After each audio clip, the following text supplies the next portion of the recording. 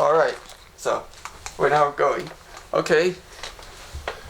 So, Joe, there's a fairly recent discovery of a track in New Mexico that sounds pretty interesting. A human track with a dinosaur track. And another one, I should say, out of quite a few of these around the world. What can you tell us about that? It's called the Zapata track. It's out in New Mexico. It's a very clear human footprint in hard Permian stone. Right next to it is a five-fingered handprint or footprint of some sort of dinosaur. Made it when the mud was more squishy, and the human footprint is more shallow, but it's a perfect print. It's long been accepted as a Permian footprint, which of course would be 200 million years old and have a normal human. That would destroy the geological column. But as I was looking at the mold of it one day in my museum, I noticed from low light that there seemed to be chisel marks. So I said, okay, we got to study this thing under low light. We got to look at it from a different view. Are these chisel marks? Was someone trying to clean the track up from calcium or something on it?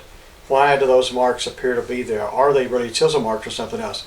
So I'm just casting doubt on my own position that, okay, we got new light on it. Let's question it. Let's see if it still holds up. Could the chisel marks have been made after the track was made? Well, that's what I say. Maybe someone found it and had patina on it, so they chiseled that off and scarred the print. Or could the chisel marks have even been made a long time ago? Well, Thousands it's of extremely hard rock, and that anybody could or would chisel it way out there in the middle of nowhere, it's just highly unthinkable that they would. But people do strange things, but there's no reason for it to have been carved. And there's a heel print that's fallen down the hill, so there appears to have been more than one. Well, it would take somebody a lot of time chiseling it. So there's good evidence that it is a real track. I'm just casting some doubt so we don't get caught, without knowing that. That's all. Okay. Action. Joe, the media and the popular public opinion and in education is this idea that fossils and layers and rocks can be properly dated using carbon-14, and yet there's also the geological column. How much of that is accurate? How much of it is really off base or just absolutely a myth? A lot of what the press puts out, which is what most people forms most people's opinion about fossils and long ages, it's just the same old rehashed junk from a long time ago. The news media never goes to much trouble to investigate anything I ever show them. They just go to put in the standard stuff. And they throw out carbon-14 dates as being proof. We've recently done a lot of carbon-14 dates that were done blind, and on several dinosaur bones, supposed to be 80 or 60 million years old, the dates all came back within the last 30, with carbon-14 dates of 30,000 years or less, and they're only really a few thousand years old. But if you get carbon-14 out of a dinosaur bone, by their own estimation, it cannot be millions of years old. Well, the press just never learns that stuff, and you can tell, I've told them numerous times. And they go right out and they put the same old junk in there. This mastodon is 20,000 years old. They get some carbon date somewhere. Well, it's like the burning tree mastodon that I worked on in Ohio. They carbon dated the shoulder blade and got 11,600 years. Well, how many other dates you get that said it was 300 years old? They don't tell you that. But, okay, so you say it's 11,000 years old. How did that bacteria, those 84 kinds of living mammal intestinal bacteria, how did they stay alive in the intestines in cold water for 11,000 years? It's a long time. 2,000 years back to Christ, they're still alive. 4,500 years back to the flood, they're still alive. Now back to the beginning of time, 6,000 years ago, and they're still alive. Now you won't believe it's twice as long, 5 more thousand years, and that bacteria stayed alive in the cold water. And that's not even a long time for an evolutionist. So, the geological column, they throw that out there like that's really true, and they show a diagram. The evolutionists themselves admit that in most places you only find a part of the so-called column. In some places you find modern right down on top of the very supposed oldest strata. And like I point out in Texas there many times, come out there to West Texas, I'll show you the so-called Pleistocene, which is supposed to be 10,000 years old, right down on top of the Permian, and the Triassic supposed to be 180, 200 million years old. You know, it's that everywhere, and it's too fast to say it all just accidentally happened. The scientists themselves, well, we're told, again, the popular understanding or the popular framework that we're given for as a basis for dating all of these things is carbon-14, or sometimes they say radiometric dating. But the scientists themselves, do they use that, or do they use the geological column? They use it in the museums and universities. They use it, carbon-14, to substantiate a paper. You know, we've got a good carbon date here of 14,000 years on our horse from somewhere.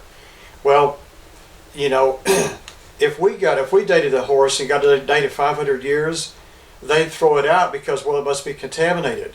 Well, prove it's contaminated. How do I know your dates weren't contaminated? See, there's a lot of assumption there, but those are academic toys. They have to have that carbon-14 thing. I have an email from a scientist, was sent out, and he stated, he says, there are 30 things we don't know about uranium dating. 15 we can't test. Well, then maybe the Earth isn't 150 million years old by radiometric dating, or by uranium dating. That's what he's saying. Well, in paleontology and in paleontology and philosophy, which a lot of paleontology ends up being just philosophy, it doesn't matter, because you're not trying to build a boat, fly a plane, operate on somebody's brain, or make chemicals work. It's just a story. It's like storybooks. It doesn't have to be true or not. So, if you're going to go to the moon, build a car, and operate on my brain, you not got to know what you're doing. It can't be philosophy, and you can't bring paleontology in there as academically stated, or it won't work. And the geological column, does that factor in at all? Does that have any more validity than... I think people believe it, but you'd have to be miles and miles and miles thick, and it's just, like I say, in Texas, you're missing 170 million years of time there, if that is true. You got mammoths right on top of the Triassic swamps. I've seen it for 100 miles every direction of Crosbyton. That's where I live in Texas. So the layers just don't line up as they should in the real world. Sometimes they're backwards. They say, well, you know, we had a lot of slippage here. Okay. Okay, we better pause. These are recording. People use the words fossilization and petrification. And there's a little confusion, I think. A fossil is something which comes out of the earth. It's something which is dug up out of the fosse, the hole. So a watch or an old wrench or a horse could be a fossil because it comes out of the fosse of the earth, out of the earth. We think of fossils as being dinosaur bones, mammoth bones, stuff like that. A lot of academics don't want to include mammoths as fossils because they're not petrified. But that's not totally true. There I have bones from a sand pit in LaGrange, Texas. Some of the bones are as brown as any dinosaur bone, and they're just almost totally petrified. Others in the pit aren't petrified at all, like most Texas mammoth bones are chalky. But petrification is simply the replacement of the bone, parts of the bone, by a mineral coming in through water or whatever. So does petrifaction, does a bone being totally petrified mean it's really, really old, like we've always been told in museums or led to believe? There's a pit, an old, I guess a pond or a little something out in Florida. They were digging through a place and dug up this old pond where the Indians had lived, the Florida Indians. They raised these little dogs, and they ate the little dogs. When they're through, they threw the bones, and sometimes a whole dog, into the little pond over here where the fish and snails were. The ones on the bottom have turned a glassy rock, and they're gray-brown. These little dog jaws that I have. A little further above them, they're the same color, but they're still just bone. Well, okay, if petrifaction means really, really old, then the dogs down here must be millions of years old, and those Indians must have been over here in Florida for millions of years. What it really says is, maybe 500 or 1,000 years ago, the Indians lived there, And over a period of maybe, let's say, 200 or 300 years, they threw the bones in there. Some of the bottom petrified within a couple of hundred years, and the rest of them didn't. So petrifaction could mean only a couple hundred years. In South Dakota, you have dinosaurs that have soft tissue in them. They have red blood cells, and Mark Armitage just took apart a Triceratops horn, and there are osteocytes in there, which are the soft, flexible, and there's flexible veins. Well, okay, if you want to believe that thing is 65 million years old, go ahead. You know, believe in Santa Claus too. But any sensible person is going to know that, gee, I don't believe that soft tissue and veins could really live for 65 million years, not even 65,000, or not even 6,000 years. Must be only a few thousand years old. Well, that's more reasonable. The pigs buried above the dinosaurs out in South Dakota, you know, there's millions of dinosaurs in South Dakota. They're semi-petrified, petrified and semi-petrified. Well, the pigs and the horses above them, buried in the white volcanic ash and all that, they are completely petrified. And the mineral is gravitating in the inner recesses of their skulls. And it's not so in all dinosaurs, okay? So if petrifaction means older, then the pigs must be older than the dinosaurs? Well, that wouldn't work because they're out of place. So petrifaction doesn't necessarily mean great age, it's just the right conditions. So how fast can petrifaction occur? Have we done laboratory research on that? There's a place in Dallas, Texas, I'm told, where they can take parquet wood and petrify it in 24 hours with pressure and mineral. Heat, pressure, and mineral. Well, you stretch it out in the flood. All this mud comes up out of the earth with water. There's volcanic ash coming down with a lot of water in it. So some of it's super hot. Well, let's say the dinosaurs are buried in mud that's 100 degrees warm, okay? And they're there, they're being covered up by hundreds of feet of layers. So they're laying out here like a chicken in a pot, or like a sardine. You cook a sardine long enough, the bones are all still there, the integrity is still there, but you can crush them with your finger.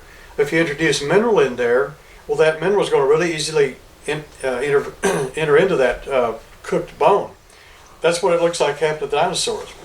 There's a Triceratops I worked on, and the shoulder blade was laying over another bone, over a rib. It goes up over it like this, like it was one time rubbery.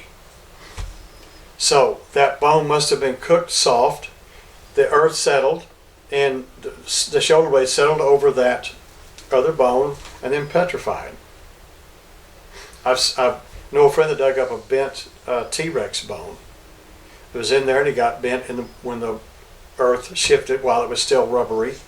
So it doesn't take a long time. Okay. Excellent. Tell me a question. Are there examples of dinosaur and human bones found together outside of the assigned time frame as far as layers that the evolutionists assign them? There are some, but when you figure in the 1500 years from Adam to the flood, you had the chance of millions of people, billions of animals, and trillions of fish and shells and trilobites. So the percentage, if they're all buried, it's very small that you'll ever find a human in all these billions of other remains. However, there are some giant human remains found in Arizona in some really, really supposedly old rock, hundreds of millions of years old. But it was a leg bone of a man 12 feet tall, already turned totally petrified black bone. In the actually beds of in South Carolina, they dug out a layer about this thick, about 18 inches I'm told or so. In there were sea creatures, whales, sharks, dinosaurs, mammoths, and so on, and their droppings. And they're just, they mined the whole thing for fertilizer. There's so much of it. So that's one of the few places in the world where you definitely have Cretaceous, so-called Cretaceous dinosaurs, supposedly 65 million years old, buried with human bones. They found human bones as well as arrowheads. And I'm told some large humans, like 7 or 8 feet tall, but I don't have, that's just one of those things you hear. Well, it shouldn't be. You shouldn't have mammoths and dinosaurs living together. But there they are. They're all buried in the same strata. So are they post-flood? Are they flood deposits? Replace the mammoths living at the time of the dinosaurs, or replace the dinosaurs living at the time of the mammoth. Either way, it's a huge problem. If you go to, I think, the American Museum or Smithsonian that has those bones, it's like a lot of that stuff, well, we just can't find them, or no, that was never blah, blah, blah. You don't get anywhere. Could one or the other have been washed in or mixed in later? Be pretty hard for that to happen. Yeah. Then you've got all the alleged human tracks by some, and others just say, yeah, that's a human track. I don't know what else it could be. Then Paluxy River, and Dennis Swift's been over to, was it Kurdistan or somewhere, Russia? Turkmenistan, yeah. There are different places where you find human trackways. And a lot of evolutionists go there and see them. They go, well, yeah, that's what it is, but it just can't be. You find bird tracks in the Permian. Well, it just can't be. You find bird tracks in the Triassic. Oh, that's just too soon for birds to be, because they, well, there they are. I'm sorry, they got feathers preserved on them. So those things, you put this animal, this index fossil with here, well, that brings the age down. You put this one with that one, that brings it down. So you put them all in there. Carl Baugh has shown this. You pretty well erase the geological column just because you got an out-of-place fossil here and there. Okay. If you like. Yeah, tell us about the Paluxy prints, or about the history of it. You mentioned the Paluxy, Texas, Paluxy River tracks, dinosaurs and humans human tracks allegedly found together. It's very controversial. What can you tell us about that? These have been known about for a long time, way back. Let's go ahead and restart on that one. This kind of, Joe, just go ahead and say the Paluxy tracks. Just go ahead and start into the history. Well, I'll leave out the question on this one. You already know the question. Okay, so just let him start over. Yeah. Okay. Okay, ready to go? Yep. The Paluxy tracks at Glen Rose, Texas. There are a lot of dinosaur footprints of big sauropods and three-toed Acrocanthosaurus tracks, and that's mostly what's there.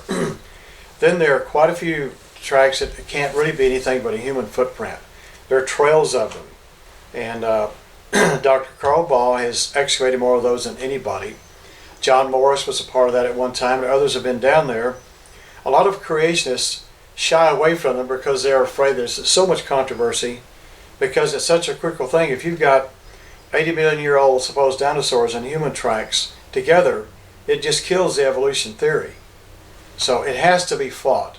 So anyone involved in it is going to catch a lot of fire from the evolutionists, and there's so much fire that a lot of creationists shy away from it. In the Taylor Trail, which I molded a whole 55 feet of it, Don Patton and Carl, those guys, their crew sandbagged the area, got all the water out, and then I molded it before, I think it was 8 o'clock, we pulled the mold up. It was almost wet. Almost impossible to do, but we got the tracks. Well, when John Morris was down there, these stains showed up that looked like toes on the human-like footprints. So John said, okay, let's look into this. As I've said many times, John backed up, and Cuban and the rest of these guys pushed him off the cliff, as it were, as though he recanted.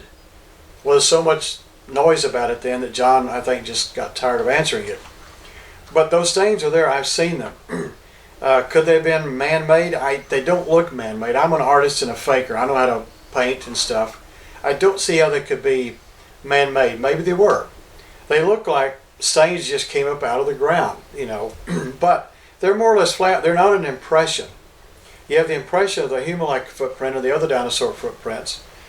And these things look like they're just stamped on there. So I don't know really what it means, except maybe a dinosaur stepped there and it made the material a little bit different so it retained iron or something. Or they stepped and was really squishy and the whole thing filled in, and now you've got the iron, reproduces that three-toed footprint. I don't know. Nobody really has said how those could actually be. Why aren't they all depressions? And but all these excuses have been used against the Paluxy tracks because they're so controversial. I've molded several of them. I was there when Carl Baugh and I, the crew, took a big slab of limestone off. Carl and I dug through about 4 or 5 inches of clay with this Japanese film crew filming us, with a science writer and Dr. Fukuda from Osaka University. And these guys aren't dummies. So they were down there and we uncovered, we're just trying to find a dinosaur footprint for them, which we found. Well, then we're taking the clay off and Carl's excavating this print, looks like a loaf of bread kind of. And Dr. Fukuda says, we'll clean that one up to the interpreter. So Carl and I cleaned it out a little better. Then I said to Dr. Fukuda, you want to help? So he gets down, we have water and brushes. We clean it out. Well, here's this footprint with a crack through it and 5 toe prints on the front. And the Japanese were convinced this was a human footprint. It couldn't, and here's a dinosaur 6 inches away, print 6 inches away. So, here's a dinosaur footprint. It's nothing like this other one. They didn't have a problem with that being a human footprint. So what's everybody else's problem with it? So I molded that one while it was still good. It's gone now because it was such friable limestone. But as far as I'm concerned, you can go to Paluxy and you can see prints there that aren't there. You got to be really careful. There's a lot of water wear and all that. But when you take limestone off and here's a new impression, there's just too many of them that appear to be nothing but a human footprint with dinosaur footprints. So, believe what you want to about it, but it looks to me like Paluxy River at Glen Rose, Texas substantiates that man and dinosaur lived together. Bill, you don't want me to ask it? Oh, okay, go ahead. Okay.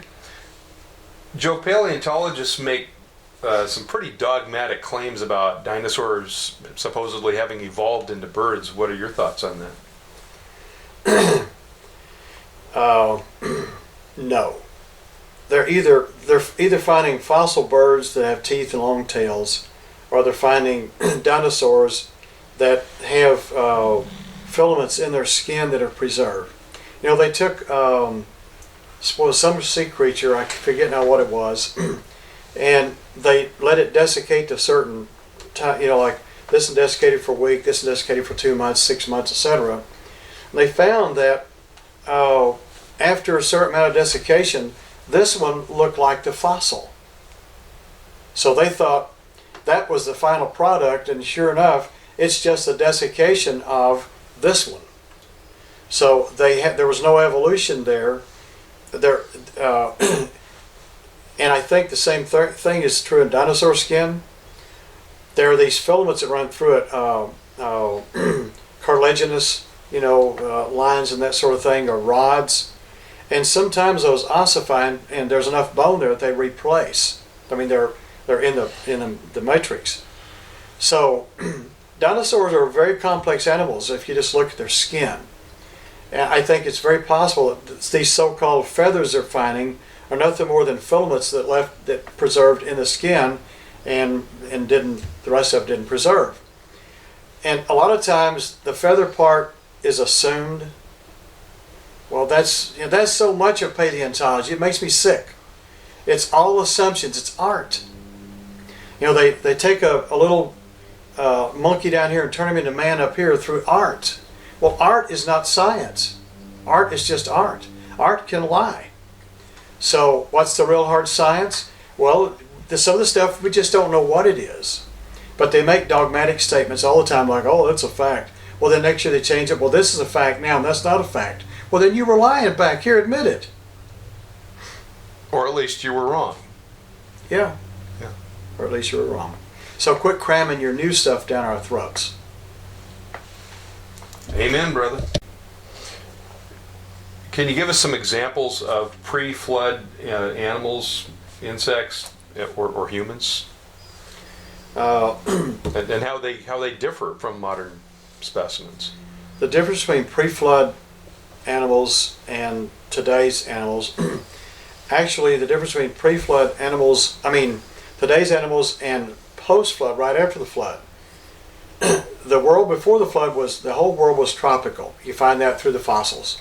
Antarctica, you dig down, you'll find green trees that aren't petrified and swamp animals. Well, it means it wasn't always freezing, and they didn't migrate in the snow. Come on. They showed dinosaurs migrating out of the snow down to where it's warm in South Dakota. Please. More art.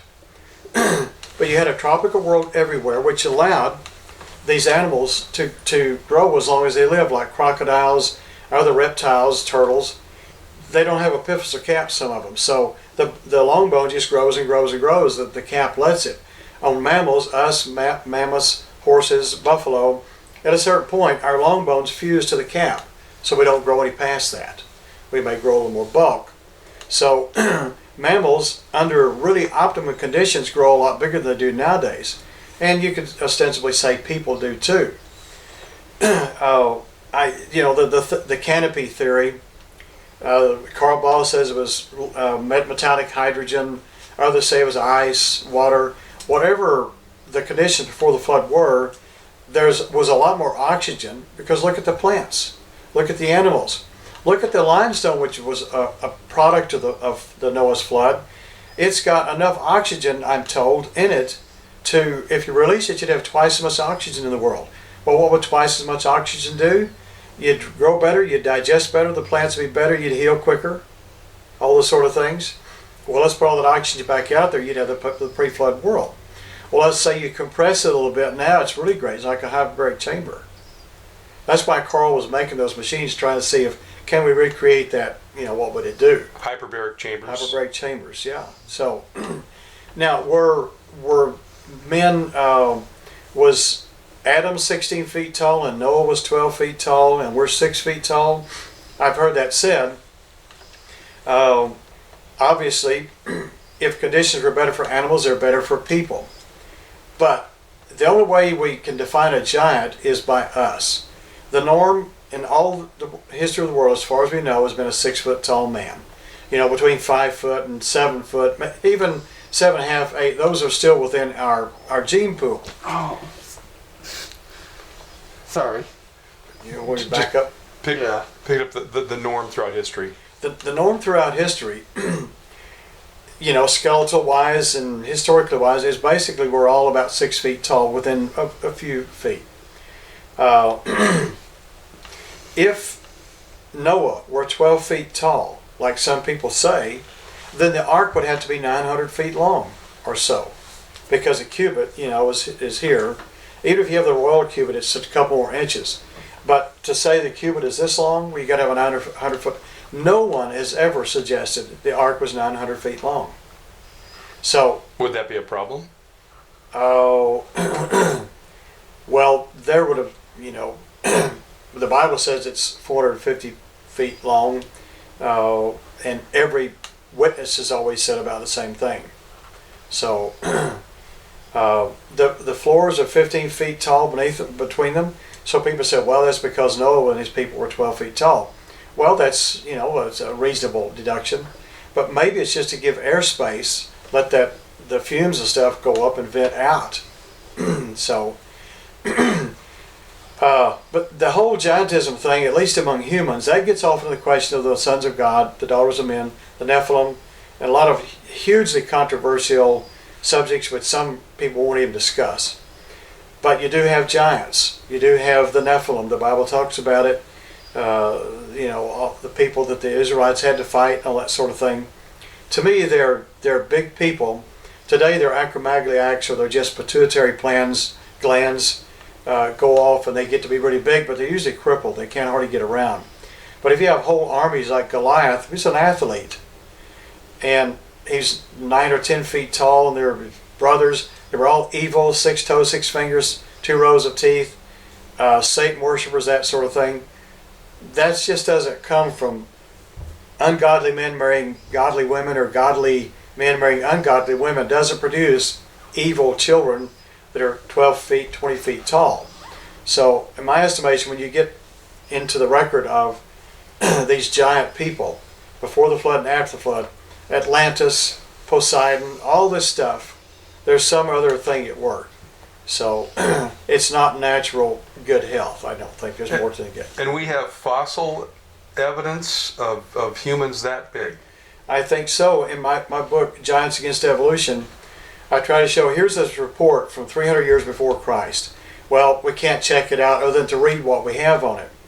But from the descriptions, if you, they said, well, we poured 300 gallons of corn into a human skull. Well, the evolutionists say, oh, they're talking about, they dug up a mastodon. There are mastodons over there in Greece and Macedonia. You know, okay, well, yeah, a mastodon skull is about that big. We don't want to hold 300 gallons of corn.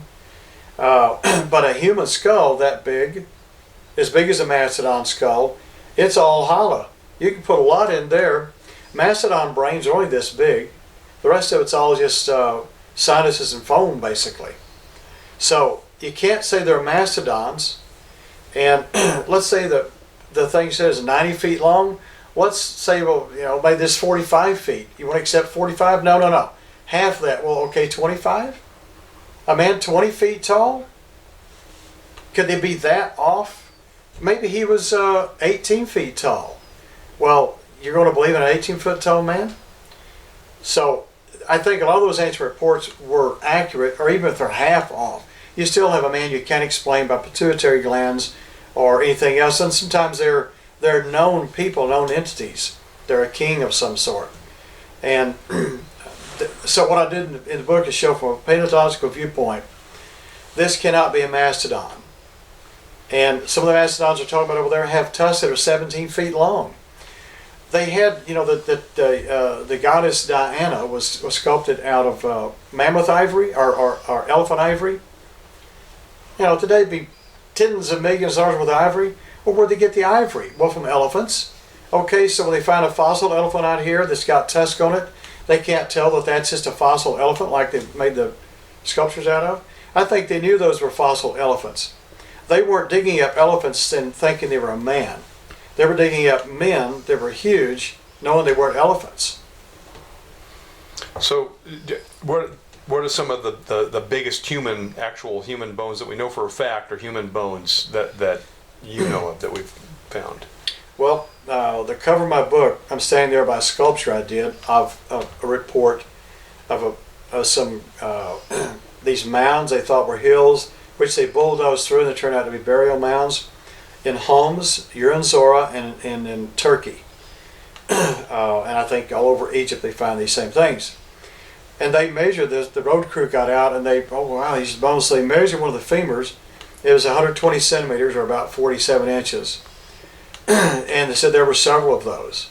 And they didn't say in this report, but I think they also found them in limestone sarcophagus that were maybe 12 feet long or so.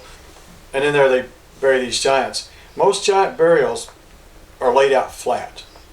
They're like we bury each other today. A lot of Indian burials, they're bound up. You know, South Americans are bound up in a fetal position. Most giants are laid out straight. They went to a lot of trouble to bury their fellows.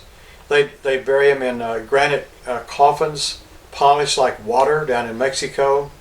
Up in Alaska, a guy was hiding from the Russians and climbed up and jumped into a cave, and here's this giant coffin in there, 12 feet long. He pushed the top off and jumped into it, and here's the bones of a man 12 feet tall. So he hid out from the Russians coming along. So what in the world is a man 12 feet tall doing in Alaska? Why would they build a sarcophagus out of stone 12 feet long? Who would do that? And what are I mean, that sounds, even 12 feet sounds... It's mind-boggling. It's mind-boggling, and yet, you know, we have basketball players, NBA players today who are well over 7 foot tall. And what are some of the tallest humans in recent history or presently? They're 8 feet tall, right? Maximus Thrax, you know, was a Roman Caesar, and even if he was only 8 feet tall, he's probably just a normal human being. I don't know if he had physical problems or not, but he was a big man. That's why we say take it to the maximum, you know, this and that. We get it from him. He's the biggest. There are guys in Russia, a basketball player. He's pushing 8 feet or so, and he's healthy. But a lot of the ones are just unhealthy. They can barely walk. But you get an NBA player, it's 7'3", 7.5. You stand and look at that guy. I mean, it is impressive. It makes you as a 6 foot tall person. I mean, it's daunting. Well, he's only 7.5 feet tall. Apparently, King Saul was that tall. So if David, I've heard this creation guy the other day say, "Oh, well, Goliath's probably about 6.5 feet tall," and King Saul, who was 7 feet tall, was scared of him. These hardened Israelite soldiers are scared of a guy that's barely taller than their king? No. He was probably 11 feet tall, and had 4 brothers, and they might have been 15 feet tall. There might have been 100 more back there that were 15 or 20. They send a runt out to insult the Israelites. Hey, let's throw a little brother out there. Well, the Israelites said, well, we'll send our little brother out there. We'll show you. Okay. So I think what the Israelites are like, oh my gosh, we fought so many giants, we've got to fight all these guys again. So, David and Goliath is a problem. Everybody knows about David and Goliath. You can't say it didn't happen. Everybody knows that story. And Goliath is just too tall to be an ordinary person. And Christians try to bring him down, and well, then this is not scary. You go to the cave of giants over there in Israel, it's like 80 feet tall. Well, who was using that thing? Maybe as men they were 20 and need a little bit of air above their head. We get a 20 foot tall man, a race of them. You know, where'd they come from? Why did David have to wipe all those people out? You know, and then some were left over, but there were a lot of giants. He killed as many of them as he could.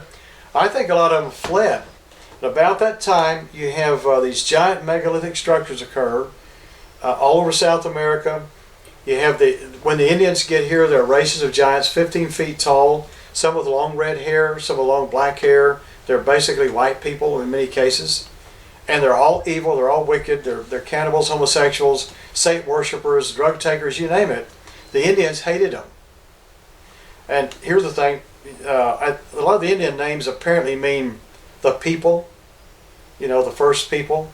We're the first people. Well, they're probably true. Well, what about the giants? Weren't they people? I think the Indians thought they weren't people, they were something else.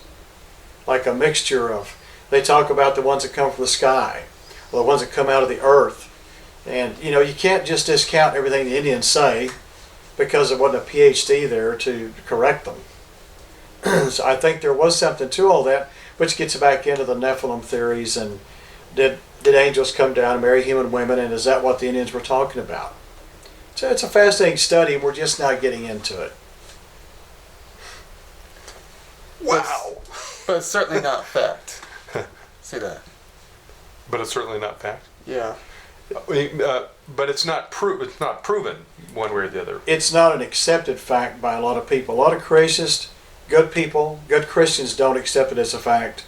A lot of secular academics, none of them accept it. I haven't talked to one secular academic who wants to talk about giants.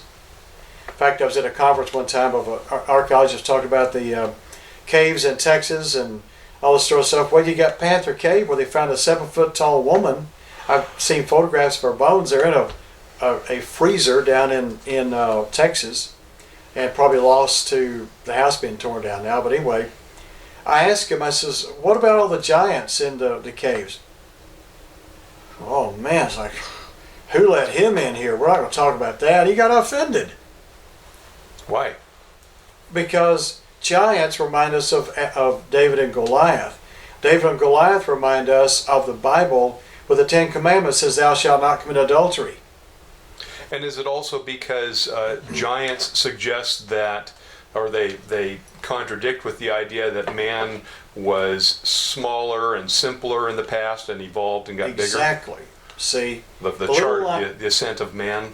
Yes. The little chart, the monkey to the Negro to the big white person over here, that's what they want you to believe. You can't put a 15 foot tall guy in there with long red hair. Man would, you know, the giants, the further back you go and you find giants in Silurian rock or something, a 12 foot tall man, That's no way, that's before monkeys. So messes up their little story. If you mess up the little story, then they got to get back their PhD programs, and they're going to get fired if they talk about it. And there goes the Mercedes and the wife's, new clothes, and the kids in private school. So, like the Bible says, the love of money is the root of all evil. So we're going to keep our paychecks by pretending this stuff is true. I've had them tell me it's not true, but they look around and go, I don't believe this millions of years, but you got to protect your job. Okay. Just say, you want to comment on Bob Bacher and Jack Horner. Okay. That way it's either or. They're some of the leading paleontologists, or who are they? Uh-huh. Okay. So, would you like to comment on some of the leading evolutionary paleontologists, Bob Bacher, Jack Horner, and others? Well, back in 2007, we were at the SVP, the Society of Vertebrate Paleontology, where all the big rock stars in the whole world come and give their 15-minute paper on what they've been studying on for the last several years. Out in the hallway, or out of the auditorium, was Bob Bacher was having a discussion with Jack Horner. These are your top guys. I mean, they're the top guys. They're writing books. They're in the movies and all that sort of stuff. Well, I'm standing over there. I kind of know both of them. I know Bob better. And they were arguing about Pachycephalosaurus skulls, and then how Jack Horner's position was they grow horns as young, and then they resorb those horns and fill up these octagonal cavities in their skulls, the big thick skull. And Bob's arguing, no, they're different species. Bob happens to have cast of several of these Pachycephalosaurus skulls in his bag. Okay? Well, I had excavated a little a dome of a little Pachycephalosaur. And you can see the little hexagonal shapes up there. So Jack has a little beard, Bob has a longer beard and a lot of hair. And they're arguing back and forth. And Jack was making some good points. And I said, well, you're making a good point, but he looks better. Like this. And Bob says, thank you, my good primitive Baptist friend. And then they go on back arguing. Well, what Horner was saying was, there's these shapes up there, and they are filled with bone. But to say that they're resorbed horn? Reabsorbed? Yeah. No, I don't. I mean, you don't have any proof of that. If you got filled cavities, it doesn't prove it. But I said to Bob, or to Jack, I says, yeah, but your point hurts evolution. Well, how do you figure? I said, well, you don't have as many species to show the lineup. Bob's got this one, came with this one, and came with that one. I don't agree with it, but still, for evolutionists, Jack should stay in the corner. I mean, he's hurting their own viewpoint. But Jack tends to be a fairly honest man sometimes, He knows what side his bread is buttered on. He can't go out there and go against evolution full. He's got to look controversial, but not that controversial. You can lose your funding, well, then you're out of a job. And Bob, on the other hand, knows everything about fossils. He knows everything, and he knows about the Old Testament. He's one of his grandmothers was Jewish, so he knows the Jewish viewpoint. He knows the Catholic viewpoint, the Episcopal's viewpoint. He can argue you right under the table unless you know all that stuff yourself. And he's a real likable guy, but he's a daunting opponent for creationists. We were writing a book together through emails. He'd make a point, then I'd make a counterpoint. We're talking about little holes in the head and ear bones and stuff like that. We were sitting in a conference listening to this, I think the guy's name was Thiessen. He was talking about the whale that crawled up on the shore and became a dog, and then it crawled back in the ocean. And you can tell that by the ear bones.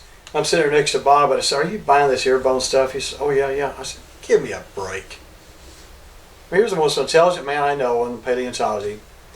And he's, it's nothing but a few ear bones. And you're imagining this creature that couldn't stand to be on the land, but somehow he went back and forth and got to be a pig or a dog, and somehow went in the water enough that he became a fish again? Please. All right.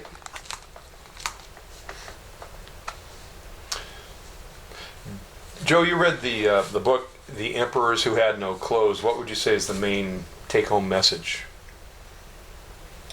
Well, these guys had no clothes. Their theories didn't hold up. They were hollow. They were clear. There's nothing to them. The reason they had any acceptance was because the emperor didn't want to be exposed as being naked and be made a fool. So Darwin and Hutton and all those guys, Lyell, they got away from God and looked at things from a not very scientific viewpoint. They looked at strata and shells and things like that and fossil bones and made up the conclusions which really weren't verified empirically.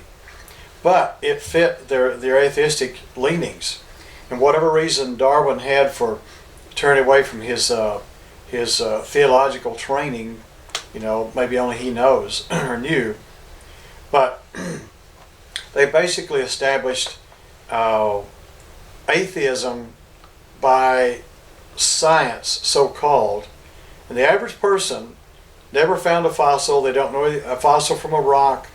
They can't do any kind of lab tests. They're not in a museum.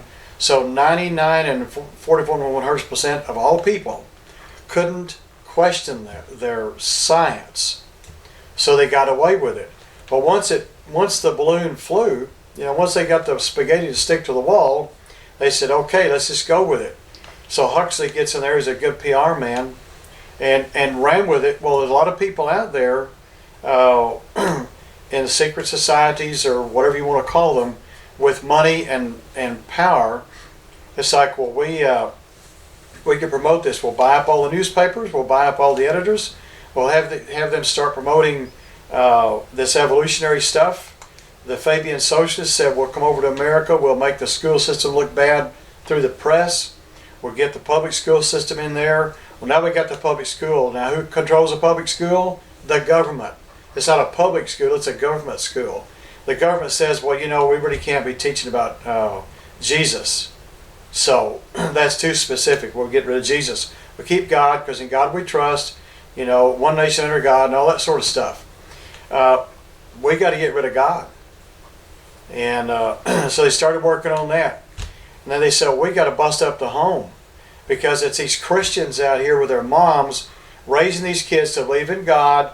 And by the time they're 7 years old, they believe in God and you can't keep them from it. How can we bust up the home? Well, we've got to get the woman out of the home and into the workforce. How are we going to do that? Well, women are easily misled. Let's just tell them a big story. They're not being satisfied and all this sort of stuff. So by 1920s, you had the women's lib movement really taking off. In the 1970s, it went into outer space. Okay? It really got off the ground. There's a friend of mine went to, her husband was killed in Vietnam. So the FBI came and says, look, you're a perfect candidate to be against America. Your husband's killed in Vietnam, you're a young mom, you got a kid. We want you to infiltrate this communist cell group somewhere on the west coast here. And we want you to go in as a disgruntled Vietnam widow. And you'll be a perfect candidate. So she went in there and they started telling stuff. One of the first things they ever said was, we have to get rid of God. We have to get the woman out of the workforce. And the policies we have in mind to implement will have her killing her own children. This is in 1970. This is before 1973. What has happened? The woman went into the workforce. She became disgruntled. We don't believe in God in the school system anymore. And women have been killing their own children since 1973. It worked.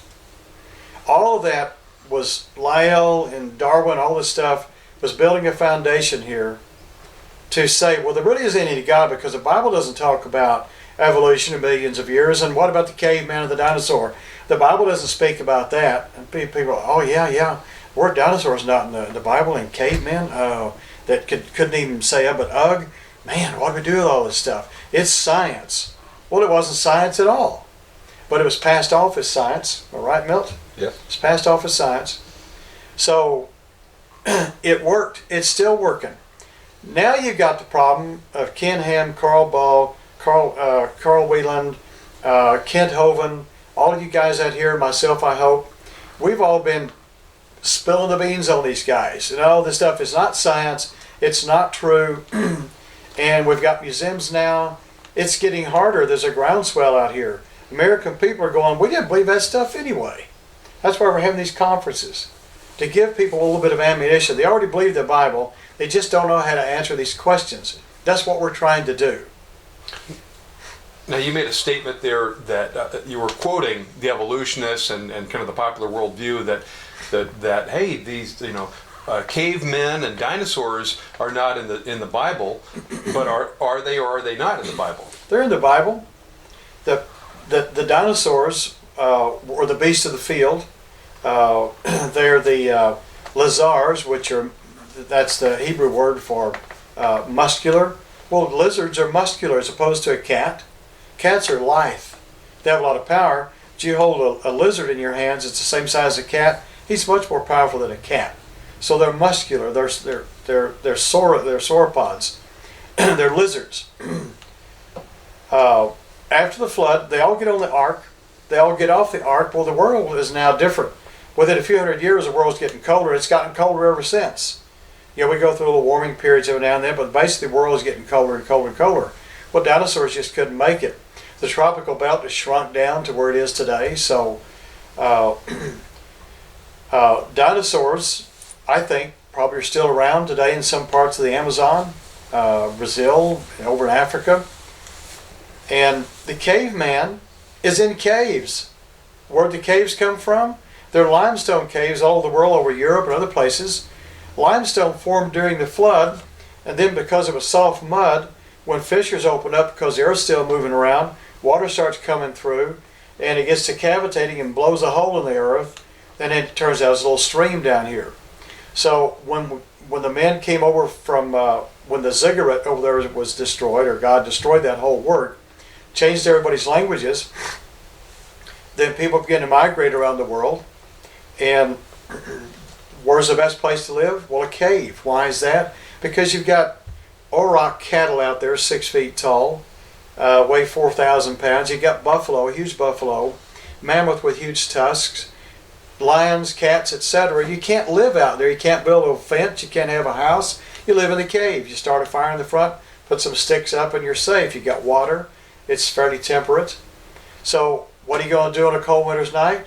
Well, your eyes are so good because you're just as a recent post-flood man.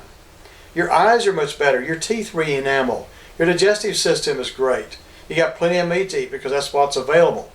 What do you do in the wintertime? We get in there and draw paintings like we would. Beautiful work. That stuff's not made by some primitive dumb bunny. I'm an artist. Those cave paintings are beautiful. And their sculptures are beautiful. If you ever seen the sculpture of that guy on the National Geographic made out of mammoth ivory, what does he look like? A Danish rock star. He's got a little beard, got the shoulder-length hair, he's got the heavy brows. A manly-looking guy. He's not some brute. That's what they look like. They've told us all this time they're little hulking brutes with hair, and they grab the wife by the head, drag her in the cave. It's all baloney nonsense. Those people lived after the flood, and for a few hundred years, it got colder. A lot of those animals died off, or they killed them off. So to get dinosaurs and men before Adam, it's just not necessary. And wasn't the post-flood era of several hundred years also the time of the Great Ice Age, which is also why they lived in caves, correct?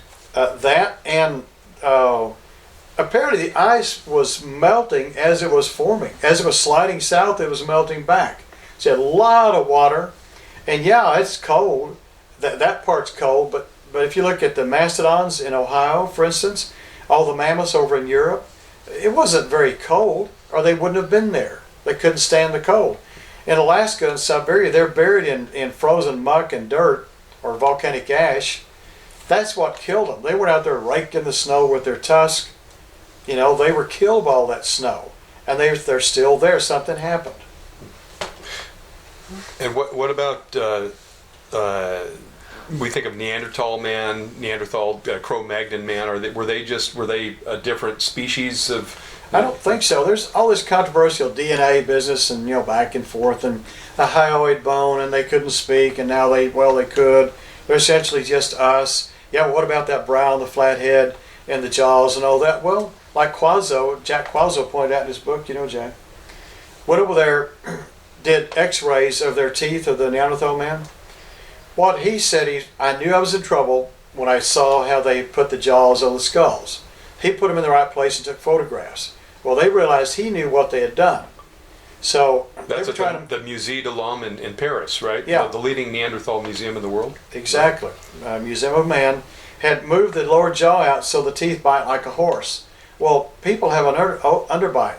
Our lower teeth go under the upper teeth, okay? That's normal. That's where those skulls are. If you live to be 200 or 300 years old, your brow will grow, your head will flatten out. You'll chew with the back of your head when you're young, the front of your head when you're younger. That does something to your face. But Jack's said their teeth were so good they could re-enamel. They get a scratch, so you re-enamel it. Well, what a deal is that? I mean, we have lost all that. Those cages, there's no soot on the ceilings, and I've noticed that for the painting. There's no soot. Well, if they're using fat and fiber to hold up here and draw by, why aren't the ceilings all black like the Vatican? Okay, they could either see in the dark, or they had alcohol lamps, or who knows what. Or both. But apparently their eyes were just so good they could dilate, they could see in the dark and draw these animals. So they're superior to us because they lived 200 or 300 years long. Well, now they're saying, well, they did live together with modern humans, and they did breed with them. Yeah, you got a 300-year-old man marrying a 100-year-old woman here. I mean, that's happens today, more or less. So you're saying they were not distinct from us. They were just us, and some of them were older. And they're not some other species or some other variation of species. They're us, and we have come down. The gene pool supposedly is dissolving. We're getting worse and worse, and less able to fight all these things all the time. We've got a lot of different variety. We've got little pygmies over in Africa. They're black, and the tall Nordic guys with the thin blonde hair and the blue eyes and all that. It's a real big difference. Or Watusi that are also tall. Yeah, they're all just people, but there's a lot of variety in God's creation. So wouldn't you expect to find that in the fossil record? Why not have difference of people way back there? So the Neanderthal, the Cro-Magnon, all that, those are all based on assumptions based on Darwinism, needing fossil evidence that they could say was something when it really wasn't. Well, now they're saying, well, it really wasn't like Darwin said. Well, then okay, apologize to 100 billion kids that you lied to then. That's what I want them to do. Apologize for those lies or those misinformations for the last 150 years so we can take this stuff all back. Right there, one thing that you've implied several times, Joe, is that their story has changed over the years, over the decades, over the last couple of centuries. How much has it changed? It sounds like it's changed many times over. They're rethinking their position. They use that we must rethink our positions on this sort of stuff. Well, then it kind of fades and goes back to the old Darwinism thing. It's like an alcoholic. Yeah, he quit alcohol for 3 months, now he's back on the wagon. He keeps going back to it. So they keep going back to that because it helps them justify partying. Helps them justify not answering to God.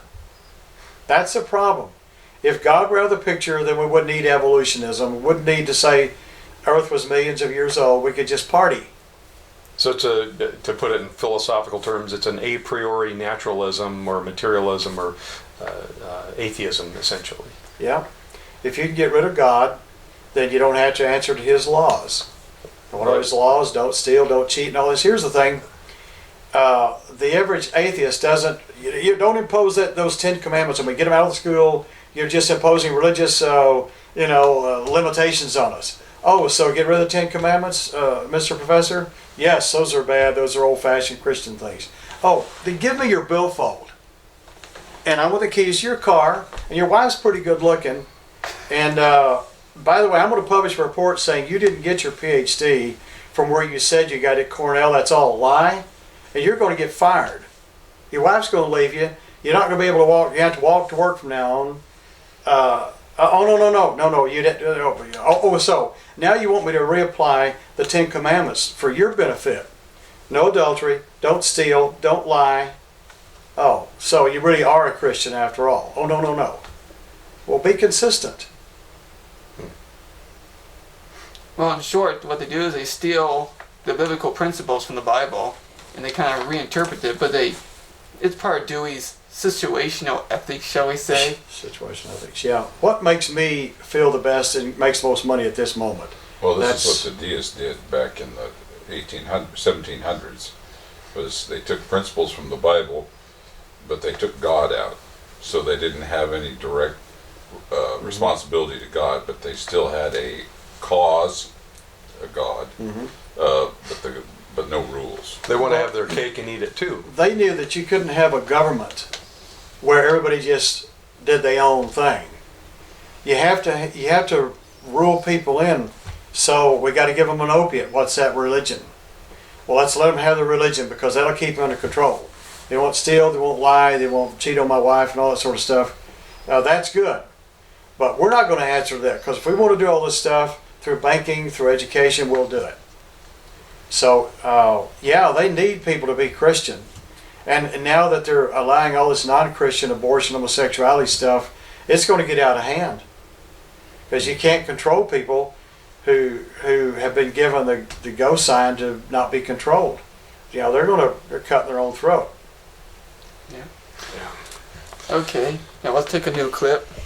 You're fine. It's natural.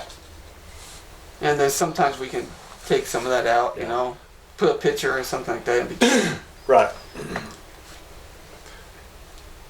Charles Lyell presumably did a lot of actual scientific research. You were essentially saying that these guys didn't have, Lyell and Hutton, Darwin did not really have science to back up their naturalistic uniformitarian claims. We're told that there's overwhelming scientific evidence. What about Charles Lyell and his use of seashells and dating rock layers using seashells? Well, if science is gathering a lot of data on certain things and then making logical deductions and ruling out things, that takes quite a while to do that. If you just go out here and say, well, this is a basement rock or a bottom rock and a higher up rock, and say because we find seashells down here, every time we find that seashell, it's going to be whatever they gave those ages, which isn't as much as it is today, but let's say that's 100 million years old there. So every time you find that seashell, that means that layer is that old. That's what they call an index fossil. An index fossil. But if you find that same index fossil higher up, well then you should lower the age, shorten the age span. Or if you find them too many places, you'll end up with no age span in there. One thing they didn't figure on is what the Bible says about Noah's flood. Fountains of great deep broke up, windows of heaven opened up, the atmosphere decompressed apparently, and there was rain. Well, how do you bury ocean fossils? You have to heat the water up or do something to it. How do you get limestone to form so quickly that fish are in the act of giving birth? Scales are preserved on them. All over the world, you've got animals, huge animals with 10-foot skulls with their jaws shut, and little fish, trilobites. Why didn't they all fall apart? They would today in a normal ocean. But if you've got the fountains of great deep split, and all this mud starts rushing across the bottom of the oceans, you're going to bury all the stuff out there, and it'll be preserved. Well, then later on, the earth upheaves, and here they are on the top of a mountain now. So, what gets buried at the bottom? Well, the stuff that lives on the bottom. What gets buried in the middle? The stuff that lives in the middle. What gets buried on the land? Well, the stuff that lives on the land. So you get all the swamps up here at a higher level than the oceans, and the oceans higher than the bottom of the mud. You got that today. That doesn't mean the bottom of the ocean's older than the cows living up here. So the layers of the strata are a factor of their relative position vertically in the real world as they're living, not a factor of time and millions of years and Right. being laid down successively. You got also the problem of flat strata, vast flat strata. You can see it when the oceans raise up, you see that. But you go up to Colorado, South Dakota, Montana, North Dakota, etc. What you find is layer upon layer upon layer upon layer of flat strata that just goes on forever. How far? Miles and miles and miles that I know of, maybe hundreds of miles. And they pan out. But you have long, uninterrupted, flat layers.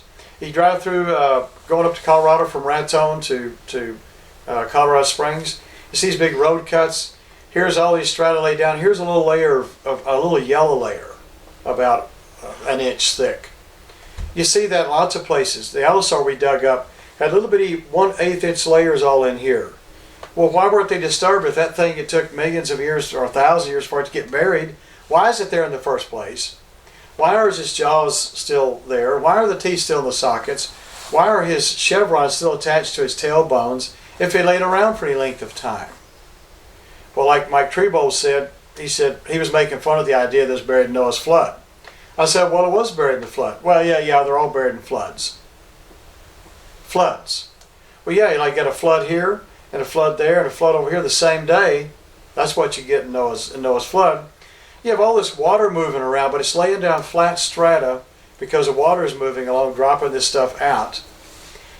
If, as I asked Paul Sereno, one of the other rock stars among paleontologists, he's talking about in Argentina, you got red, white, red, white, red, white for 400 feet of this clay stuff, and in there Herrerasaurus is this little dinosaur, and they're all the same from the bottom to the top. But we believe in evolution. These things did evolve. Oh, where, Paul? Up here in the air? Where's the evolution? I said, you've got all this strata that go on forever out here.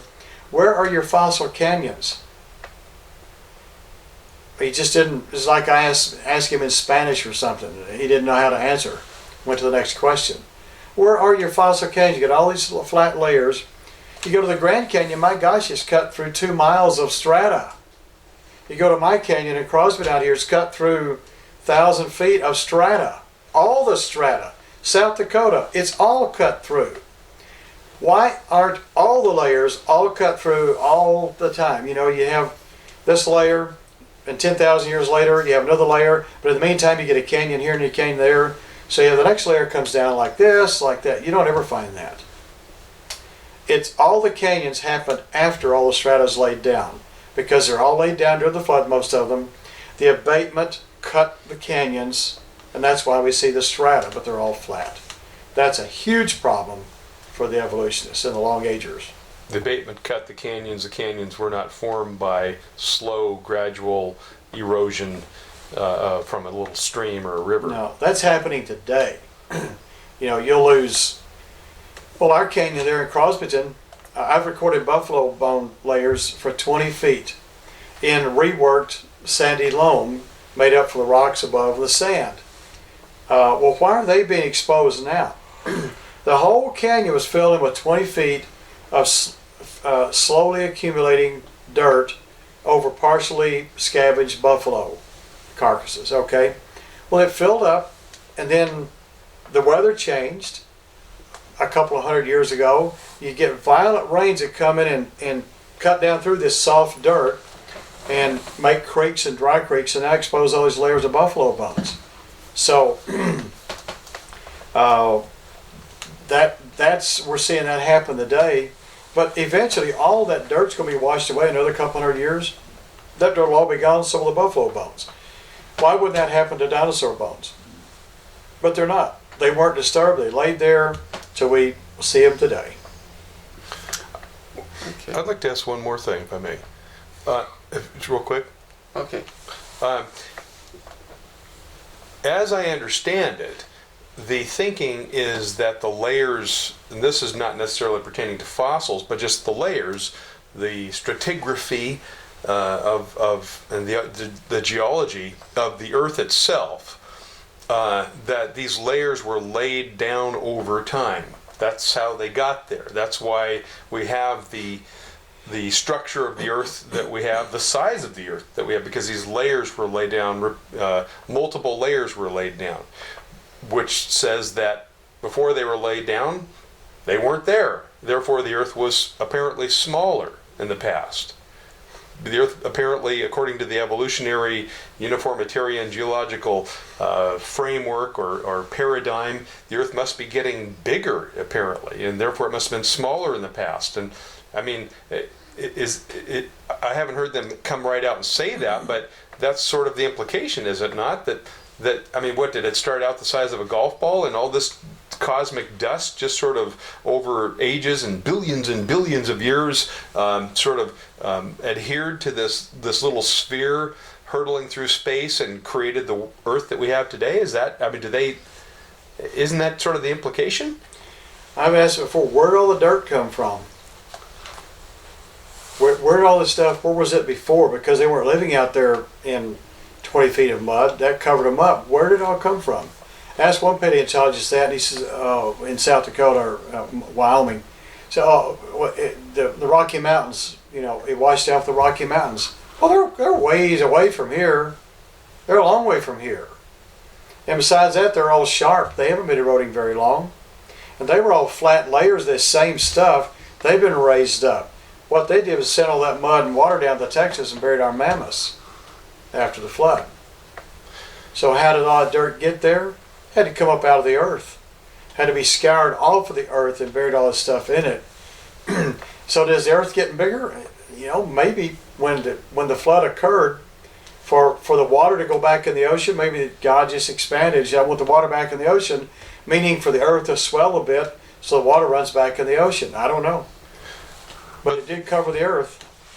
But it seems like the two fundamental worldviews, the evolutionary worldview versus the biblical worldview, seems like the biblical worldview is simply that that you have essentially the same Earth. It's just that material has all been reworked because of primarily the flood, which was a major force working on it, and just redepositing things and shifting things and reformulating the same stuff. Whereas they seem to be saying, the evolutionists, that you had layers laid down by what, from where? I mean, right. That's the problem. Like all of the Colorado, Montana, etc. What put all those sheets of mud out there, 2 feet thick, 20 feet thick? What did that? Where'd that all come from? And then more dinosaurs lived up here. Another big sheet comes in 2 million years later. And again, there's no canyons. What did that? Well, it had to be a worldwide flood thousands of times over, maybe. Maybe I'll accept that. Well, it's all sedimentary. They all know that. It's all sedimentary. Sediment comes from water settling out, or volcanic stuff. They'll accept that. And what answers that? Well, the story of Noah, of course, and the abatement. The abatements, that's a very, very critical thing. And we can't have that, because that just make the earth a few thousand years old, and we wouldn't have time for evolution. Which is kind of circular reasoning, isn't it? Well, you can't, you get rid of your cash cow. Okay. Joe, when we get into some of these topics of origins, you've mentioned that a lot as far as the so-called evolutionary evidence. A lot of it is just art. It's just artists' concepts, artists' constructs, and it's stories. Basically, they're telling stories. And admittedly, a lot of even the creationist suggestions are controversial. But the truth is what it is. But some of the stuff is pretty wild. What about, like, for one example that comes to mind is in the field of cryptozoology, mysterious animals and things like that, is chupacabra. What can you tell us about that? The chupacabra is no longer a cryptid. We have proven it's a real animal. We have the DNA on it. I have the best mounted specimen there is in my museum, on loan from John Adolphi's Lost World Museum. It's a Texas specimen. It's no longer a cryptid. It was thought to be a myth. People made fun of the Mexicans for believing in it and all that sort of stuff. Well, it ain't a myth. I've had a lot of Mexicans come in the museum. Like, oh yeah, man, that's him. That's it. That's that devil dog. And we've had 8 sightings within 20, 30 miles of my hometown of Crosbyton. We live near a canyon. And my brother, who's a cowboy, never makes up anything, never stretches the truth. He said, well, I saw one over there in the field. He said, it's exactly like what you've got in the museum. Whatever that is, it's the same thing. Well, Tom's seen lots of coyotes, and he's seen a lot of mangy coyotes and all that sort of stuff. So what's the purpose of cryptozoology? Well, why are you looking for dinosaurs? You're looking for dinosaurs, living dinosaurs, you're looking for a cryptid. You're looking for mammoths, you go dig up their bones, well, that tells you a lot. Well, we know they exist, but you're basically looking for animals that aren't in a zoo somewhere. Well, we don't have a chupacabra in a zoo, although I know of one alive, it's a pet. So, what's the purpose of cryptozoology? Well, it's just the nature of research. It's like going to the moon. Well, I don't think we can go to the moon. We don't have anything to get up there. Well, let's see if we can. Let's see if we can build a rocket. So you get over here, these guys, oh by golly, we can, and they did. Well, that's how everything starts out. Well, there's any such thing as a chupacabra? I don't know. Let's go down there to South Texas and see if we can find one. Well, you go enough times, and finally, sure enough, yeah, you got one. That's the importance of cryptozoology. Same way with Bigfoot, Loch Ness Monster, flying snakes, all this stuff, UFOs, aliens, giants, all this gets into real scary subjects that people don't want to talk about. But if you get into any of it, you get into that. So I'm into all of it. And I just try to be open-minded and hear, okay, what do you have to tell me? I'll think about it. I may think it's stupid to start off with, but, a lot of stuff I didn't have enough light on at the time, and now I see, oh, by George, that guy was right. So Christians ought to keep an open mind on this stuff. Just because you don't know it right now, you won't know it all if you die and go to heaven. So don't act like you're in heaven now. You don't know it all. So keep an open mind. We might, if there is such thing as a chupacabra, well, what's the harm in proving it? Okay, we did. Well, what about the one that flies, that has big eyes, looks like a space alien? Oh no, space aliens can't get into that. Well, we couldn't get into chupacabra before. And there's a little cheerleader over here near our hometown. Was coming home one night for a cheerleading practice. It's warm. And she's going slow because animals on the road. Sees on a fence post over here this strange thing. She pulls over, puts the pickup lights on it. Oh my gosh. It's this space alien, kind of a gray looking thing, sitting on the fence post. It hops off and starts coming towards her. She peels out and goes crying home. And does a drawing of it. It's a little space alien with the big eyes, a little mouth, and wings on under his, the skin on his arms. Another lady told me the same story. I was going to have her baby one night. They had to stop in the middle of the night because this thing ran across the road. And they stopped and looked at it, and it's, oh my gosh, and the mother said, we got to get out of here, that's the devil. Okay, so, are those girls lying? I don't think so. They saw something. They drew what they saw, and well, let's look into it. What's the harm of that? What if there is something out there that looks like a space alien? It's got the big eyes. Maybe it's an animal. Maybe it's a space alien. Those are the questions. That's what I'm saying. Well, that's the two camps. The third camp says, oh, it's all make-believe, or it's demonic. Well, maybe it is demonic. Well, let's find out. What's the harm of finding out? What about those who say, what's the point of finding out? There seems to be a real strong camp that says, how is this important to us? It's important because if we believe in demons, we believe in angels, we believe in spirits, God is a spirit, Christians believe those things. If somebody can say, no, these are all space aliens of things that really they're not to do with God, they're beyond God, they're coming down here and that's what you're seeing. Well, now they're saying the Bible isn't true, and I have to defend that.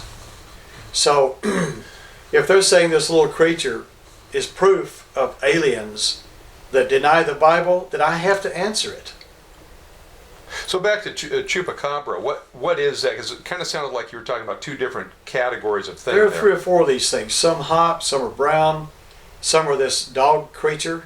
They're a canine of some sort. They're a vampire. They're hairless. They're just an odd animal. You see the similar thing in Peru. What do you mean they're a vampire? Meaning they're They suck the blood out of whole flocks of chicken, whole herds of goats, calves. And do they eat the meat? Maybe. Are they supernatural, or what's your take? No, they're a real animal. They're some kind of a vampire animal. Well, skunks can be vampires too.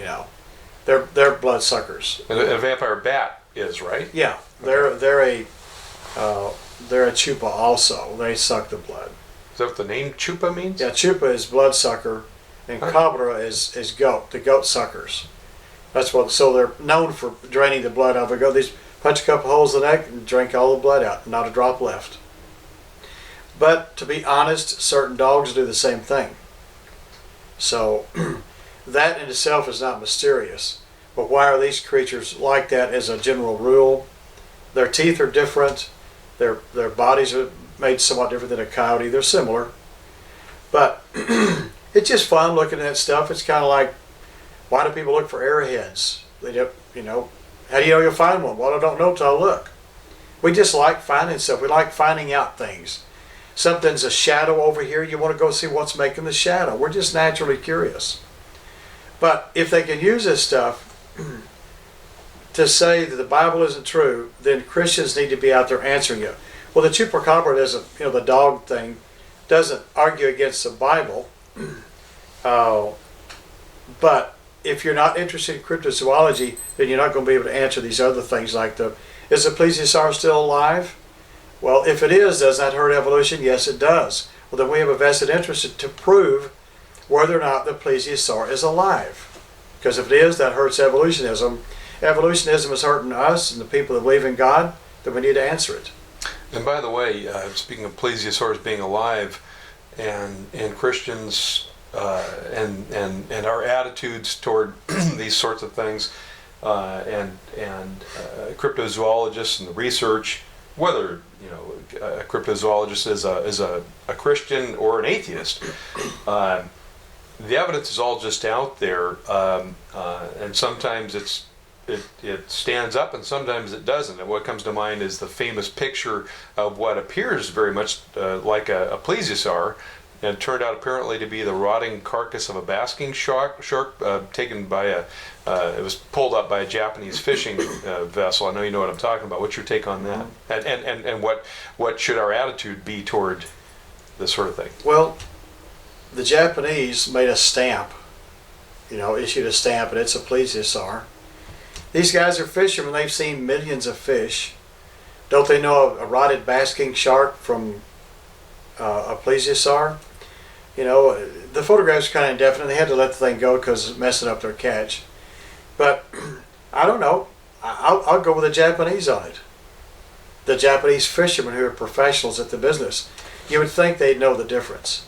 I think what they found was a dead plesiosaur. And there's been so many of those things wash up on the shores. You see pictures of them. There's other animals wash up on the shore, and you don't even have any idea what the darn thing is. It looks like a shark with hair on it and a pig's head. What is that? So there's all kinds of stuff out there that we don't even know about. The gorilla, the lowland gorilla, is a perfect case in point. That and a copy. Nobody believed in those for 100 years ago. It's just a myth. There ain't no such a thing. Well, there ain't no such thing. Used to be chupacabra. Well, there is such a thing. So these things all eventually get proven, but only the adventurous will ever look into it when it's still a myth. Anything that's undiscovered is mysterious until it's unproven by academic.